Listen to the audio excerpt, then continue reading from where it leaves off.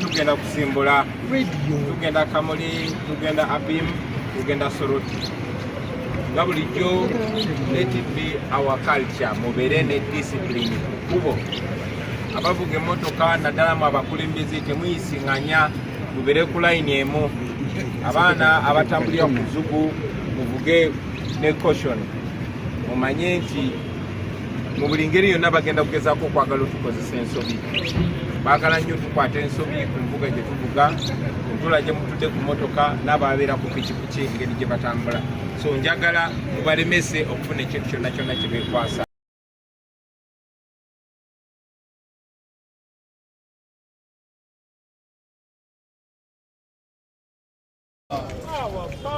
People power.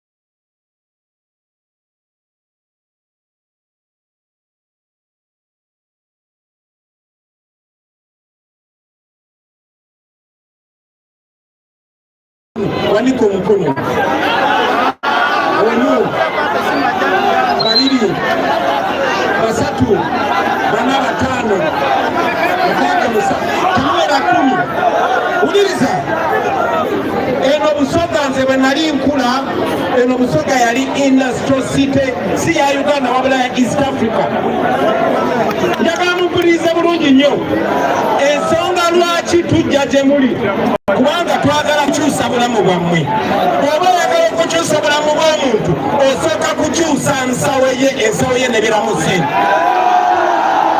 abaana b'obusoga njagala mumanye nti originally gyemwe baali musinga okubeera abake tokkiriza muntu yenna abacyankalanya musirike muwulirize bulungi nnyo njagala bino bye bagamba mugende mubigambe n'abalala nabo babigamba abalala okumala ebbanga ddene tebaagala mumanye ekizibu kiri mu Uganda. Museveni n'abantu be okuva bwe bawamba ensi yaffe mu 1986 tewaba wadduka temutya wano muli ne president tewabawo abatiisatiisa temutya temuvaawo muli safe muwulidde kati njagala babulira nti okuva ensi yaffe bwe bagiwamba jasi bafuga bufuzi zebyandibadde tebinkwatako nandibadde siri wano singa temuli yala nga bwe muli singa temuli baavu nga bwe muli sandibadde wano olwaleero naye ekiri wano e Busoga kyekiri e Karamojja kyekiri mu Acholi kyekiri mu Lango olunaku lwajjo bakireese ne Buganda officially. Uliriza bulungi gyempitidde yonna ndabye kye bayita poverty mu Busoga, ndabye obwavu, ndabye abaana abawala nga buli mwana ow'emyaka 15 n'ogenda waggulu either alina olubuto oba alina omwana ono mu Busoga.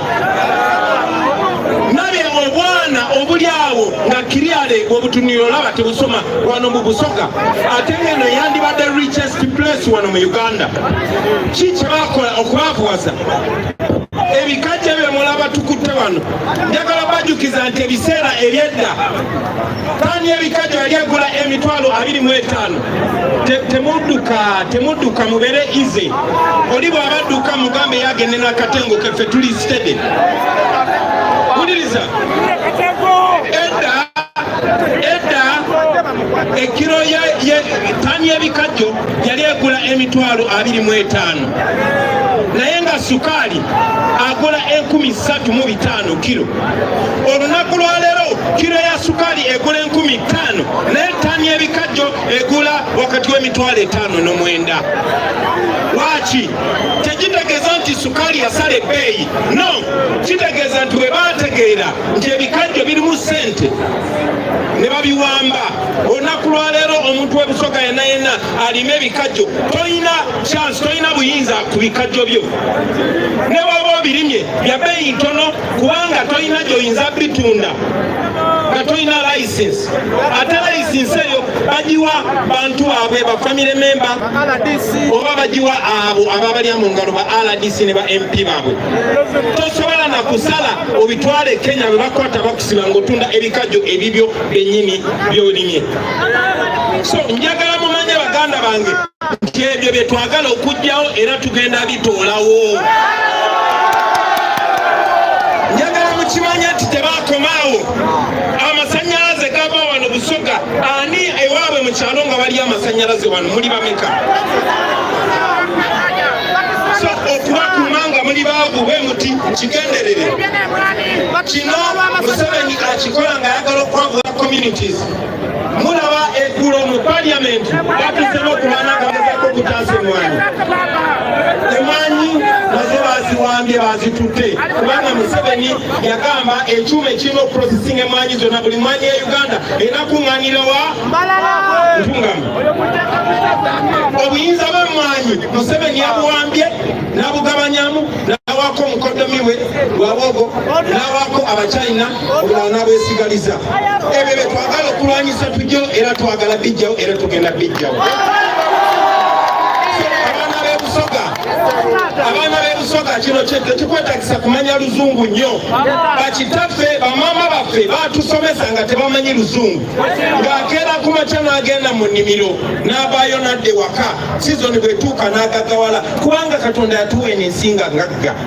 Naye Museveni kubanga yadda mu nsi muno, nkiddamu yadda mu nsi muno kubanga basimu na Uganda, ate naye yalema okuprovinga nti muna Uganda yasalawo kubafuula basirebu. Kiki kye musobola okukola bino okubijjawo? Mwe kennyini nga mubyenyigiddemu, mwe kennyini nga mubyenyigiddemu, mwe kennyini nga mubyenyigiddemu. Totuula eno n'ogamba nti bakuwadde omutwalo gumu n'otenyigira mu byakulonda oba n'otawa bongo ebyobufuzi, kuba ebyobufuzi bye bisalawo obwavu bw'obeeramu oba obugagga bw'obeeramu, bye bisalawo omwana wo basoma oba omwana wo tasoma, bye bisalawo ebbeeyi y'ebikajjo, bye bisalawo oba olina oluguudo oba toyina. Tunula bwetu bwe tufaanana. Kati omuntu yenna atunula okwetoola ensi yonna. Once upon a time eno yali greatest place mu Uganda muno, naye bw'oba ogenze Busoga okutuukayo olina kubeera ng'ofaanana bw'ati, olina kuba ng'oddugadde bw'oti. Ekyo Museveni kyabaagaliza. N'olwensonga eyo sijja kulwawo nnyo naye abaana b'e Busoga munyiige.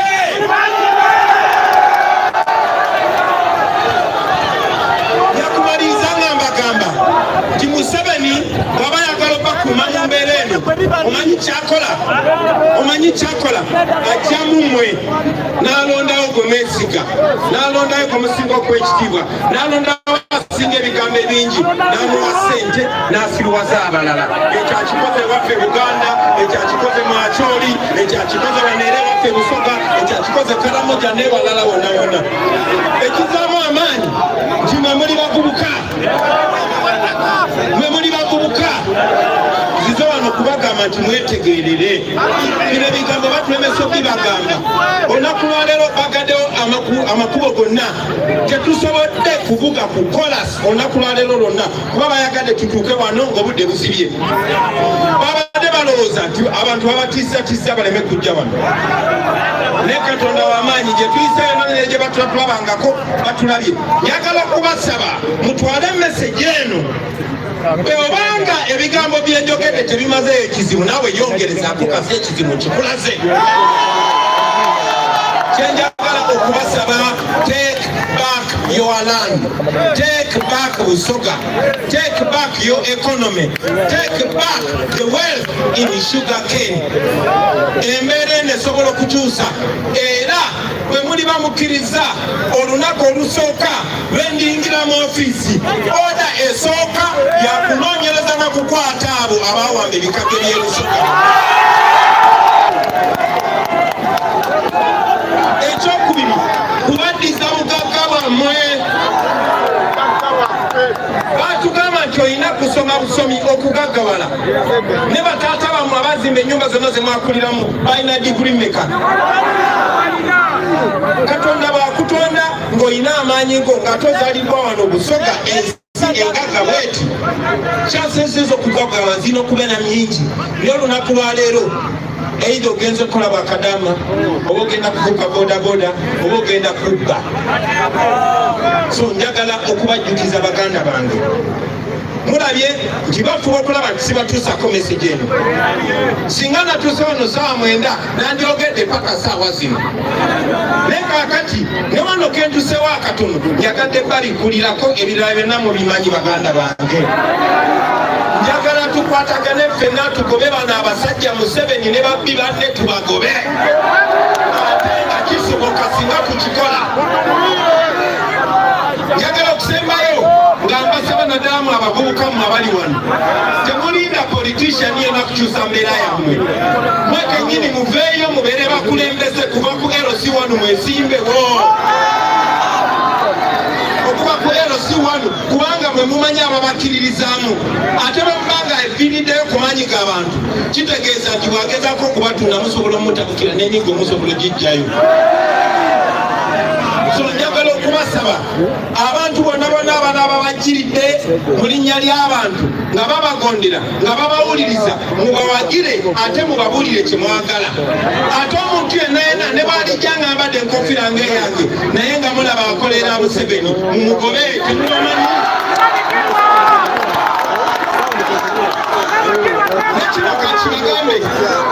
Nekino kankibagambe Museveni yagezaako nnyo okumpolota ne bigaana nagezaako nnyo okusemberera bano bakyali bange Banyanzi Basenyonyi Balwongoya ne bigaana naye waliwo abo be yalaba nga batambula nange naddala wano mu Busoga n'abayita bwe yabayita n'abawayo akasente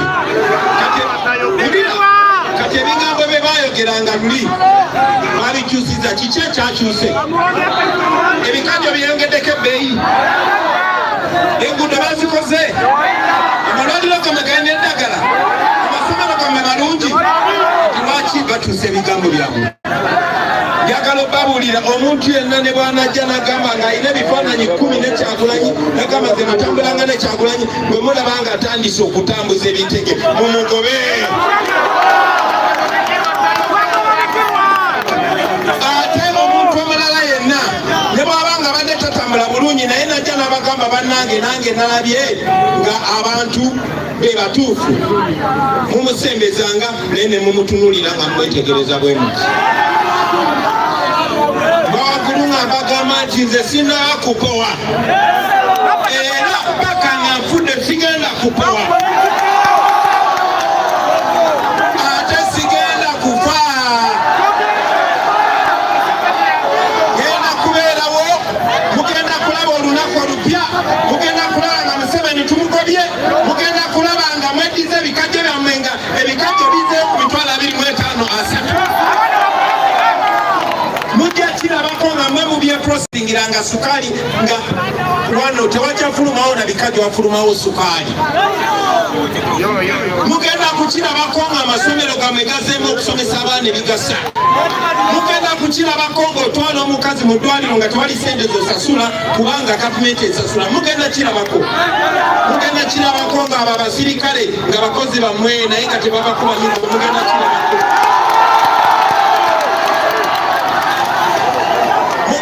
kirabako nga ne luno oluguudo lwe tuyiseemu kasita nduyiseemu mbadde ndumakinga era mbalirira kyetagisa ki, kyetagisa ssente meka, kyetagisa budde bwenkana butya. Tujja kuddamu tujje wano nga tuyise ku olwo oluguudo nga lwa kolasi kibabuliridde somalirizanga mbasaba mugende muwulire abantu bonna ababali mu kubonaabona kubanga babagoba mu bisenyi tebakyasobola kulimirayo. Abo abalimi baduuma nkimanyi bulungi nnyo gy'olunaku lwaleero abantu beeno babafuula basireevu. Duuma yali cash crop wano mu Busoga, aye mu kiseera eky'okuzika duuma bamutunda kodi mutwalo mulamba kiro, aye mu kiseera eky'okukungula bamusala bbeeyi. Kinekyo ensonga endala n'ebidandaali. Musawa ey'okusiga ensigo ebeera waggulu nnyo, musawa ey'okungula ne babisala ebbeeyi. So njagala mumanye tebyo byonna tubimanyi era tugenda bikyusa. Ate Museveni ateekeddwa otukuyiira wano tubaddewo ne leader of opposition Joel Sonyonyi mukubireko mu ngalo bannange.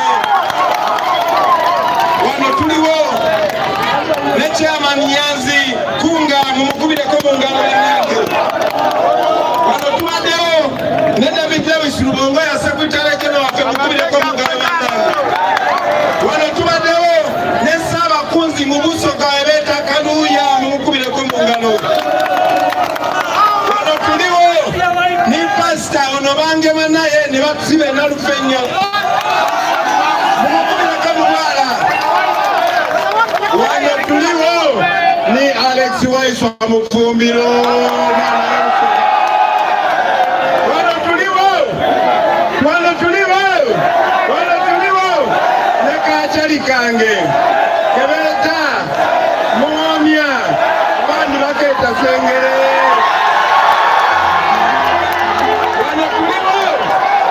Wano tuliwo ne Manjeri kyebakutiika abaana b'Obusoga. Wano tuliwo n'abamalayo baonalebo mwena mide ono mumwidi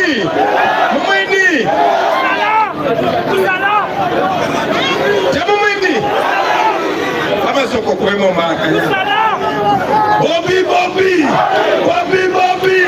Kyagulanyi nze Dr. Batuwa Timothy Musala owa Jinja West. Oyo musajja wa FDCI yena ayidde amazima era ali kuluyirwa abantu naye ffe tutambula naye era ku ssaawa ere n'abakoba ono mumwidi babakuba omuba Bobi Kyagulanyi the people power our power. Isabilie David Aga. Wano tuliwo ne Kachali kanga Kanubi kebeta Nubi andiri.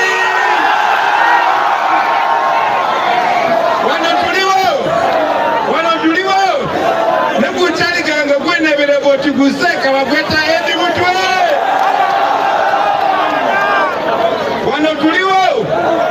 Wano tuliwo n'abantu bandi, tuliwo ne Naisa Gastera, tuliwo ne Onabo Mwiru ali. Wano tuliwo ne Onabo Mwiru. Wano tuliwo ne Waisotani. Wano tuliwo ne Afande Bamulenzi baba bakubireko saluti. Wano tuliwo ne Kasukali Kabutembe keweta animali edeno chosi kanatabi. Wano tuliwo ne Nambi Miria Honorable ali kwida. Bwana tulina abantu bangi.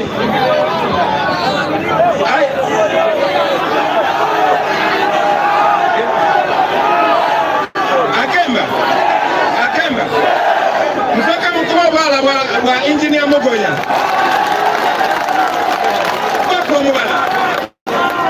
People power. Our power. Mwebali kuuliza president wefe. Ono chali wange bamweta engineer Mogoya. Mumumole nagairana. Bako mubala. People power.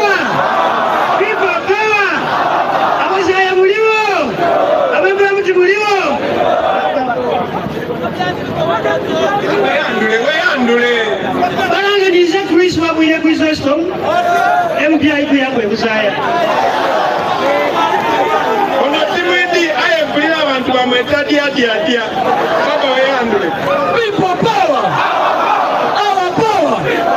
Nze janjali okuva ebukoli nikulwanagana eno omuntu president gwelwanagana yokuleta mukulembeze yatulire mu olukwe olw'ebikando. Naye ebyogere. Baba kumwana. People power! Our power! Sure! Nizanga Ramadan from Jinja North. Aya. Kodi mubaire mukoba ki? Kulia. Nzokwemba banene samazima. Ebusoka Kamuli kalyango.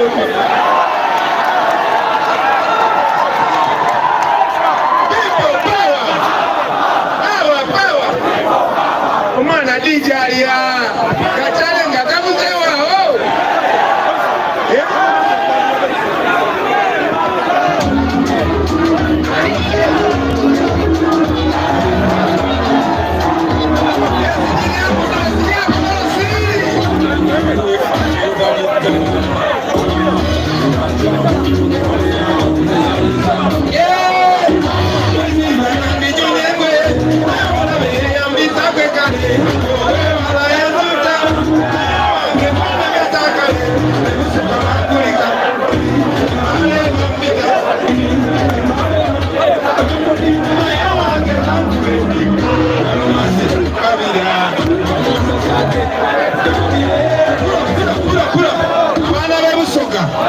Abana bebusoka mwegaite tubingo obusaada buno tubusobola.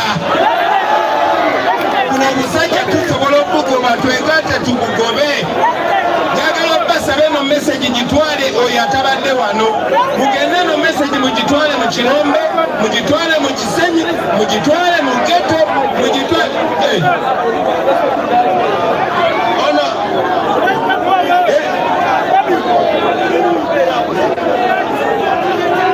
Simunaba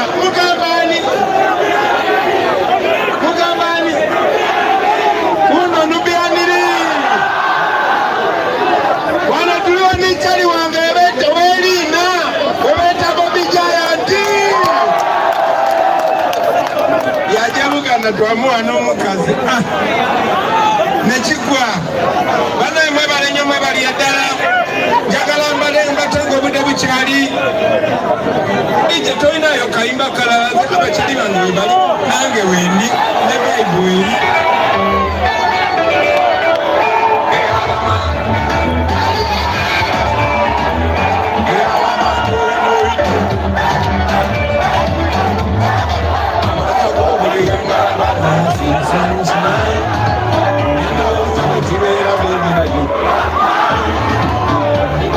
eri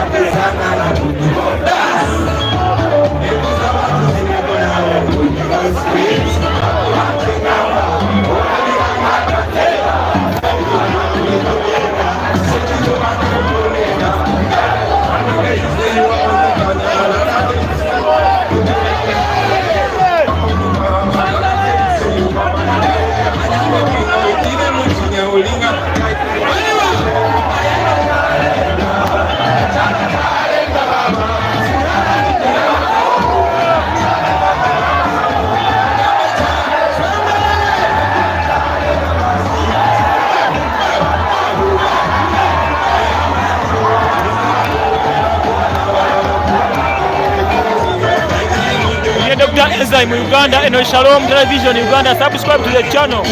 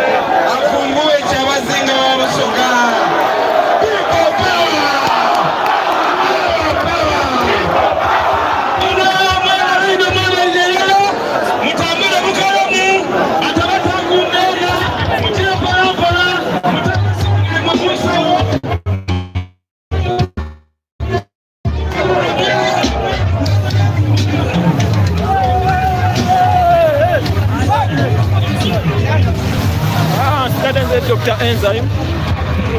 Wait up.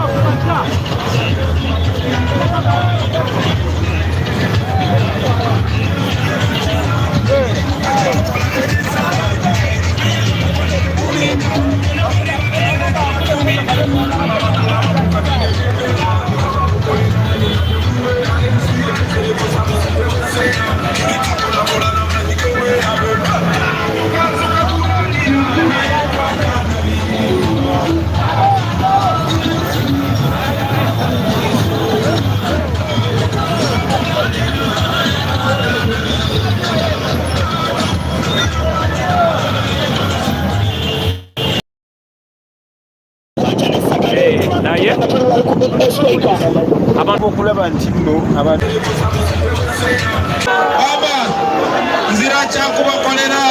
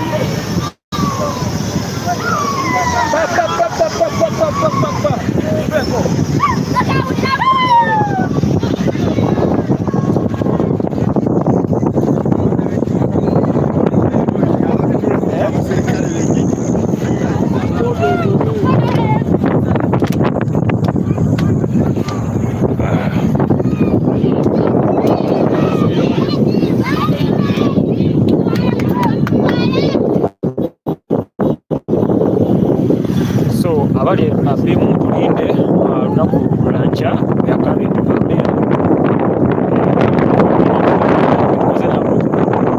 ekibadde ekyakabi polisi egeza kubeera nga etekawo embeera ekulemesa oba eremesa pulezidenti okubeera nga atuuka ku bantu be abeeno naye asobodde okubeera nga batuukako bamuyisiza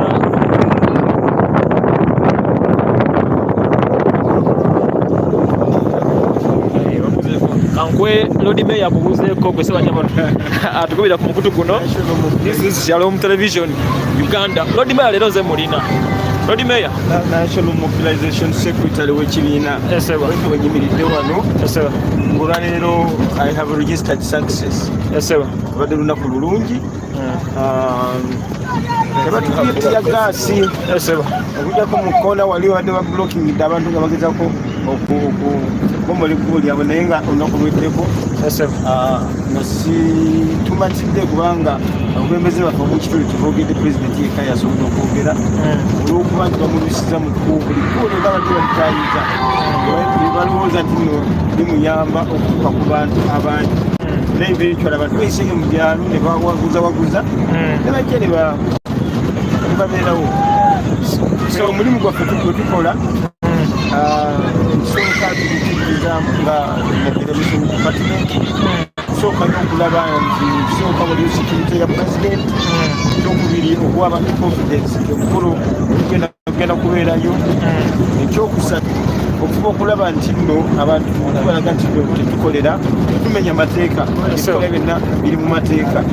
Ekyo kikulu nnyo abantu okuba confidence baligaininga buligaininzi babaluzinga kati batajja wano muli batubulokinga ne batukuba tiyagasi ekiyinza okulowoozesa abantu abamu kyobola oli awo tumenya amateeka kitali kituufu ekibiina kyabufuzi olwaleero emitima gyabwe gikomyewo kitegeeza bwe tubikomawo wano omulundi omulala nga tuli kumpi kutuuka mu kulonda obakulaba gwakusatu olwogwakuna abantu bajja kuba bajja mu bungi kubanga leero bawuliza ebigambo by'omukulembezi ababasobola okubaawo. Ekitundu kyabagambye okutwala ebigambo byayogedde mu bantu abalala batasobodde kubaawo kubanga ekisaawe bakitadde wala nnyo tawuni wala nnyo about 8 kilometers away from town ate mu kyalo naye abantu basobodde okujja kati mesegi ejja kutuuka kirungi visibility y'amaanyi nti olaba abantu abasinga at least 35% abajja kukola balina amasimu ogenda okola balinga agira akasimu ke alikodinga eno phone era egenda kuyamba nnyo campaign zinate zitugendamu ez'okukyusa eggwanga buli muntu atisikati bamuencouraginga okulaba nga afuna smartphone ati the message is well disseminated from the source.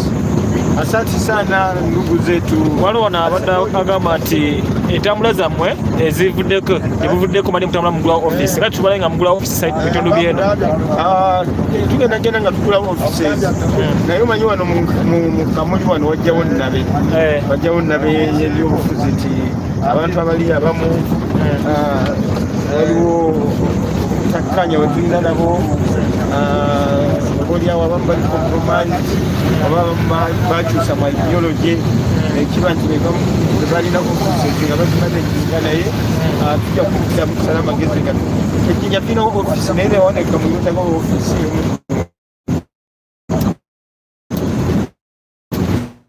next time tukomawo tujja kukwatira office wanekamu naye awasigata tugenda kuba tugula office. So chairman tetusobodde nga kutuuka ku radio station wande muno bya radio byalo twaba tulina programu ya radio polisi yagiblokinze tusobodde kutuukayo. Kati abali abimu bakakasa nti mujja kosi sawa ino tutandikira okutambula tugenda kusobola nga tutambula abantu ba bbiri mwenna simanyi lulimi lwayo ejja kuyiga mu kaseera katono nabeererayo mbatabbira mwenna mujje mubeerewo omubungi. Please come and listen and hear from your president. Come and hear from your leaders, all people from being our supporters and those from other parties. Please come and listen to us. Tweyanzeke oyo abadde Ssabakunzi abannakampala gwe beetira Lord Mayor Chairman Nyanzi Fred Kunga Uganda kunga buli wamu zaffe enena zitandise okumeruka, abantu batandise okutuka ku ground nga bagenda bekola mu bukiiko obw'enjawulo okusinza ku byobufuzi emirimu. Webale nnyo. Kale Chairman Nyanzi akomekeza live yaffe eyaleero kubaawo nno poliisi ndabanga eyayagadde otubulukinga kakati kamatwale mpolampola okutuukira ddala wali poliisi agenza okuweza ngetubulukinga lwoba tetusange ngitaddewo embeera eyalemeseza pulezidenti okuyita kamabeezeeko tuuka tulaba nti waliwo mbeera then tugamba nga tugijjako ate tutegeeko olunaku olw'enkya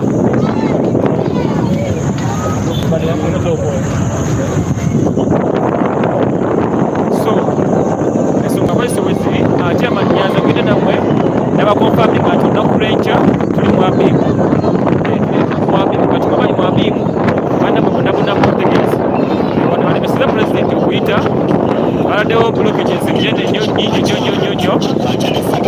naye abantu ero balaba bakyaliwo wano bamulemeseza okuyitawo wano olaba era oluguudo balubulokinze atole kati babulokinze ludde e Kampala.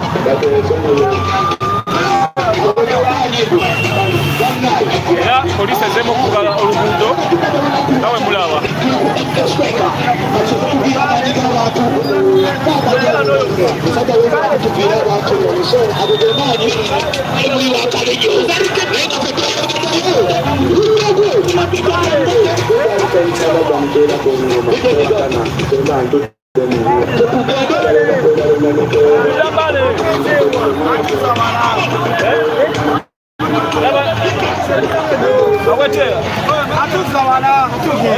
awete nolokuga agenda kugenda eri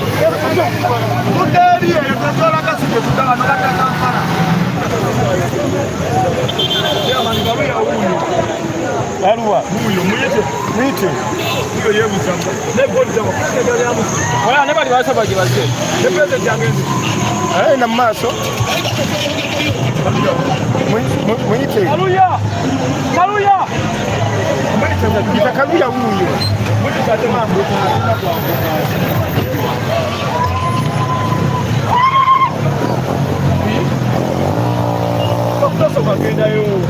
buzo oyo buzo oyo wa boda mbale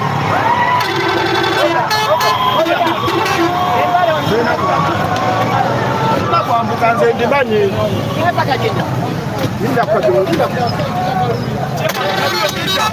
muula mu motoka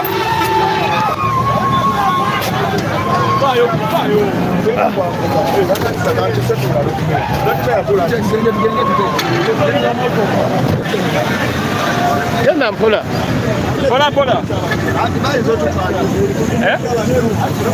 soko kumikije mukubali akati bantu batekewa bajja bakuba mutiyaga asoko leke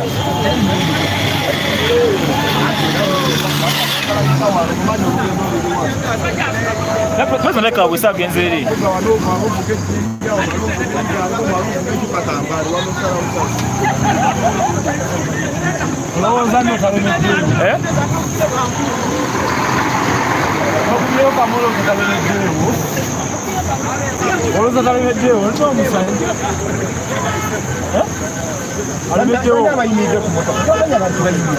Omusajja gwe vaayo alo tolinya motoka temulinya motoka giveeko musajja tolinya motoka genda muwajidde gwe musajja gwe fata gye wajiddemu tolinya motoka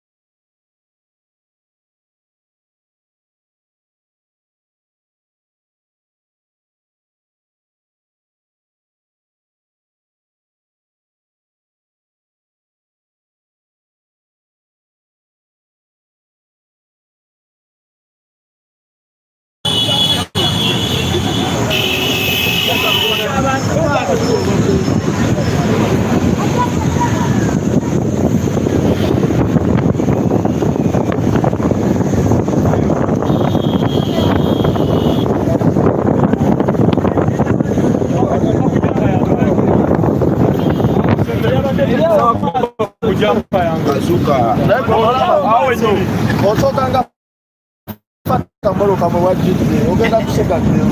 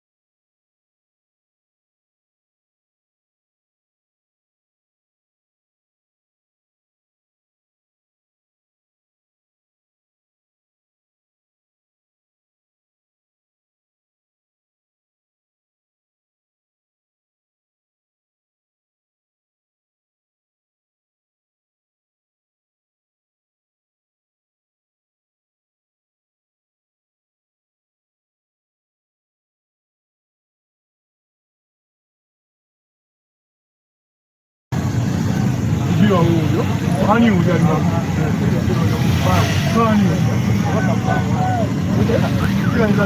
kaka fana na wiki chama kaka kanya kuchana kwa mtu chama kala bako toka kwa mtu kaka